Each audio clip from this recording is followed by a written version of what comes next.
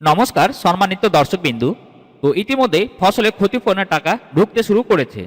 যারা এখনো ফসলের ক্ষতিপূরণের টাকা পাননি তাদের জন্য আবারও টাকা ছাড়া শুরু করলো বীমা কোম্পানি। আপনারা সকলেই ফসলের ক্ষতিপূরণের টাকা এবার ব্যাংক অ্যাকাউন্টে পাবেন।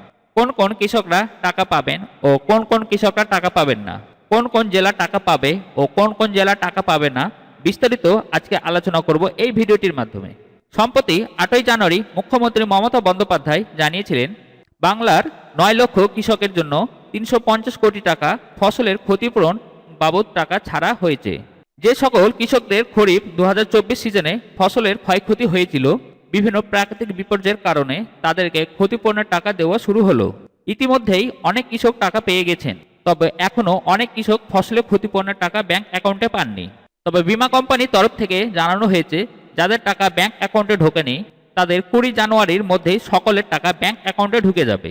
মূলত যে সকল জেলাতে ঘূর্ণিঝড় ডানার প্রভাবে এছাড়াও বিভিন্ন প্রাকৃতিক দুর্যোগের যেমন ঝড়, বন্যা, বৃষ্টিতে ফসলের ক্ষয়ক্ষতি হয়েছিল, সেই সকল জেলার কৃষকরা ক্ষতিপূরণের টাকা পাবেন।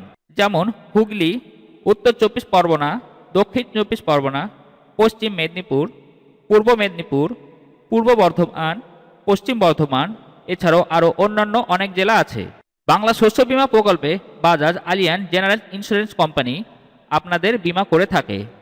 এই ইন্স্যুরেন্স কোম্পানি কৃষকদের বীমা সংক্রান্ত দুটি হেল্পলাইন নাম্বার প্রকাশিত হয়েছে।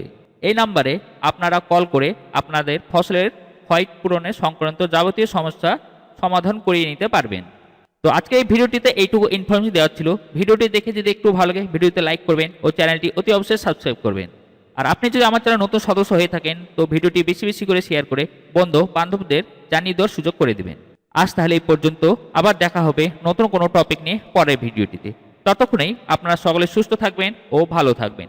ভিডিওটি প্রথম থেকে লাস্ট পর্যন্ত দেখার জন্য অসংখ্য অসংখ্য ধন্যবাদ।